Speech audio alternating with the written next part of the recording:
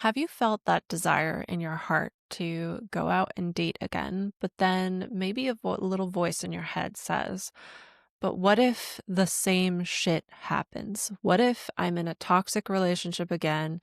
What if there's drama again? What if? And if that's you right now, you've been single, you've taken the time to heal, and you're starting to feel open to dating, you're starting to feel open to love again, then this episode is for you.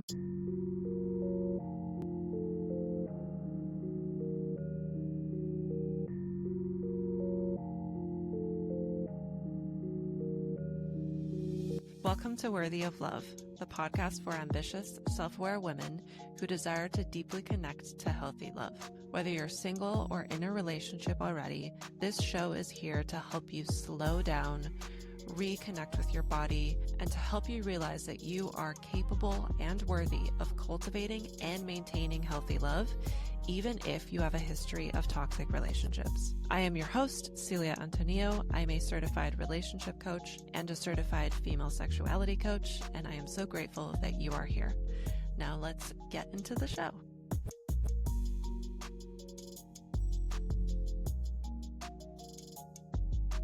So last week we talked about certain behaviors that contribute to toxic relationships because it takes two people to be toxic. If you have not already gone and listened to that, I would recommend listening to that first so that you can have that self-awareness of things to look out for as you go back into dating.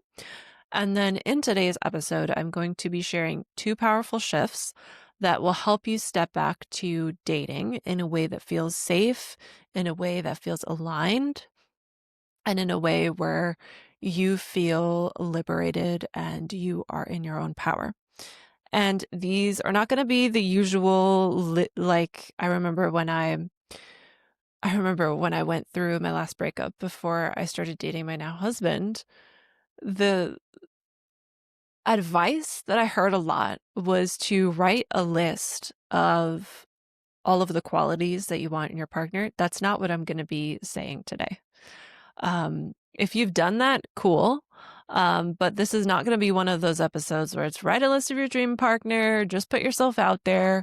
Instead, we're going to root this conversation today in self-love, in worthiness, and in conscious choice so that every step that you take as you go into dating is you choosing yourself again and again. So let's dive in. Welcome to Worthy of Love, the podcast to help you show up, speak out, and be seen in healthy love. My name is Celia. I am a certified female sexuality coach, certified relationship coach, and I have coached over 80 women at the time of this recording through this exact stage of when they have taken the time to be single, they have reflected on their past, they have that self-awareness, they've developed that mindfulness, that body connection, and they feel like they've left behind unhealthy relationships, left behind toxic relationships, and now they're feeling that gentle nudge to open up their heart again. And this stage can feel very exciting, but also terrifying. And it's exciting because your heart wants to open up again. And it's that sign of, or that kind of like, what is the word for it? That, I guess I'll call it sign. That sign from your heart kind of lets you know, oh, like I've healed a lot. I feel so much better. I'm not like crying over my ex every single day. It lets you know that there's some sort of growth. Um, it's also terrifying because you know what you don't want and you don't want that drama to happen again. And it's also terrifying because you already know what betrayal feels like, you know what gaslighting feels like, you know what constant drama feels like, and you never want to go back there again.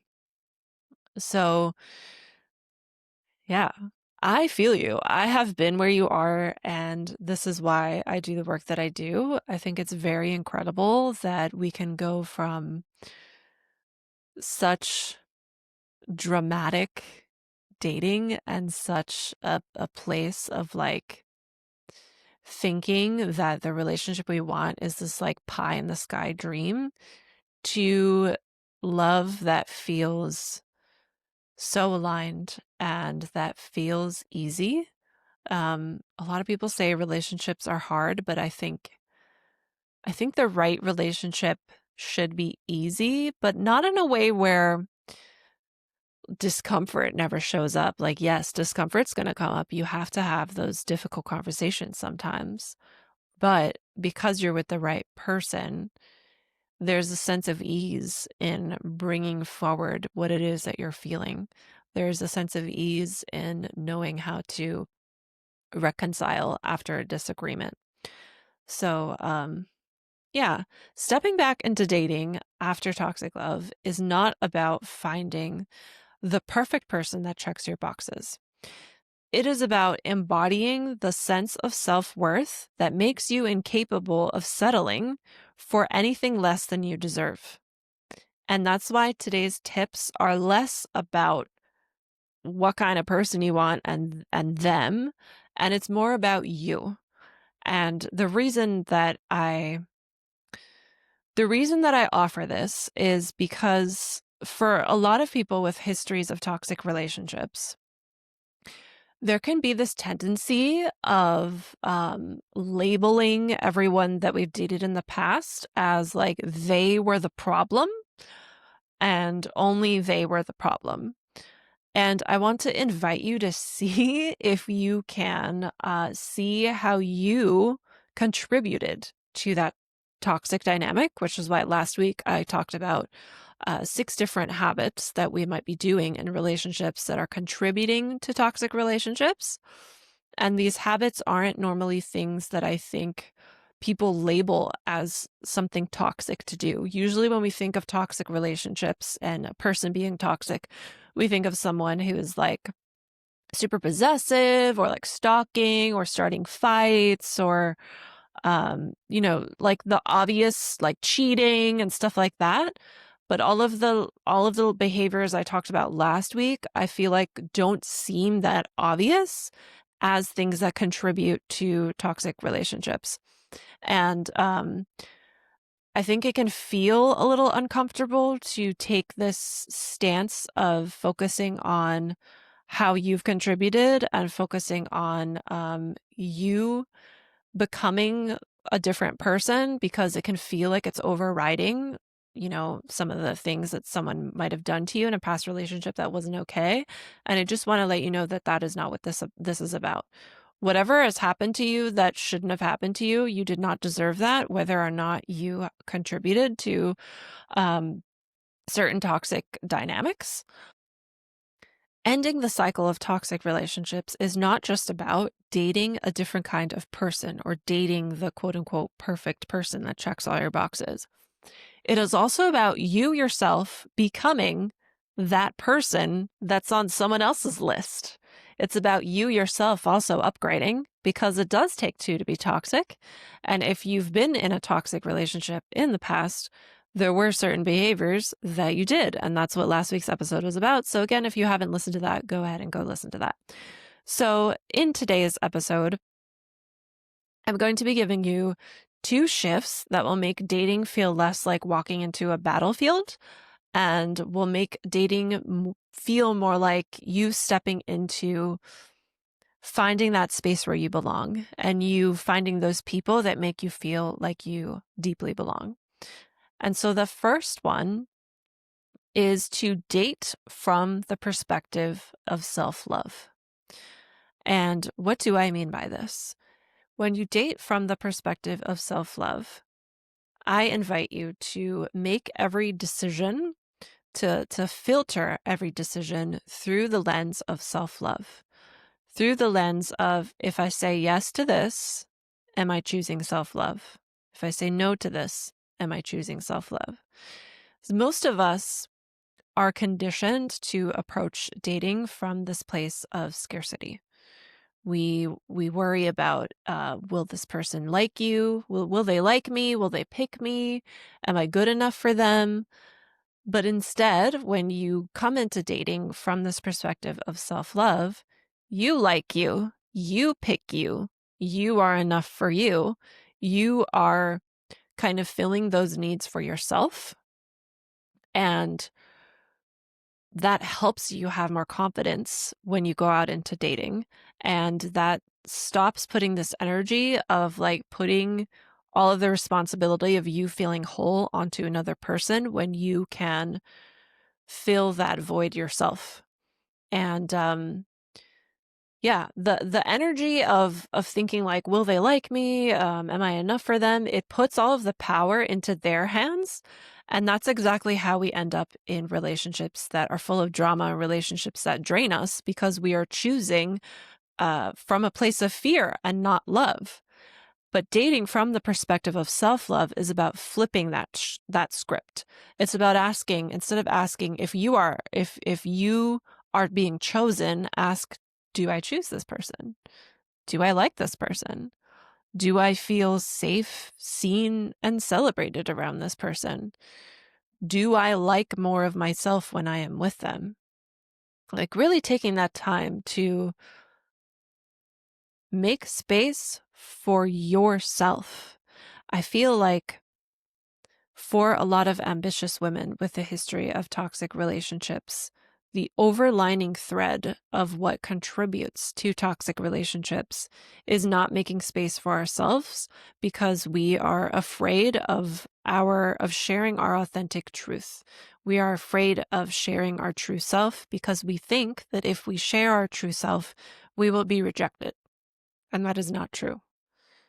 So self-love is about choosing yourself over and over again at every stage of the process. So some examples to make this choosing of self-love a little bit more concrete is self-love means saying no to a second date if the first one felt like you were shrinking yourself just to be polite. So if you notice that you're doing that, self-love is not going on that second date because you need to, maybe that person didn't make you feel safe to be yourself. Maybe you need to work on people pleasing a little bit more before you decide to go on another date. Self-love also means leaving early if someone disrespects your boundaries. Instead of pushing yourself to stay because you quote unquote should, instead of pushing yourself to stay because you put all the effort to come out, no. If someone's disrespecting your boundaries, you deciding to leave equals you are making that decision with self-love. The invitation here is to make every single decision, every step of the way in dating from the lens of self-love. One more example is of choosing self-love is recognizing that being single is always better than being half loved. It's always better than just having someone there for the sake of having someone there. So the next time you're out on a date, I invite you to check in with your body. Do you feel tense in your shoulders? Do you feel like your voice is getting quieter? Or do you feel like your breath is deeper, your laugh is easier? Do you feel your body feels relaxed? Your body is always going to tell you whether or not you are choosing yourself or abandoning yourself. So before every date, ask yourself, what choice would feel more like self-love right now? And let the answer to that question keep you anchored in your own self-worth. So hopefully that's helpful. I will give you one more tip for today, one more tip to dive back into dating after toxic relationships without settling. And this is the tip of making a list. However, instead of making a list of the person that you want, instead of making the list of your perfect soulmate, I love this tip so much. Make a list of the qualities and characteristics and skills and values that you bring into a relationship. So it's kind of like a reverse list, because we've all been told to make the list of that like checklist of what we want in a partner, the tall, funny, spiritual, emotionally available, has a dog, You know the drill. And while it is beautiful to know what it is that you want, without the practice of realizing what you yourself bring, you can fall into what we talked about in the last episode, which are tendencies of people pleasing, and then all the extensions of people pleasing. We talked about like avoiding conflict and having avoidant behaviors, and the exercise of writing down a list of what you want in a soulmate, I feel like can also keep us in a place of waiting for that perfect person to complete us. I also do think that it is impossible to find someone that checks off every single box. And if you flip this practice and instead make this list of all of the things it is that you bring into a relationship, and not only just make the list, but make a habit of like going back to that list and reminding yourself, like, these are all of the things that I bring into a relationship. I feel like it helps you get into this energy of not being so desperate to be in a relationship. And instead, it's this energy of being so grounded and so sure of yourself that I think naturally draws in the right person, whether it's romantic or even friendship. Like, it feels really good to be around a person who is very, very much in that self-acceptance because they feel safe. They feel like a safe person to be around because they're grounded, they're calm.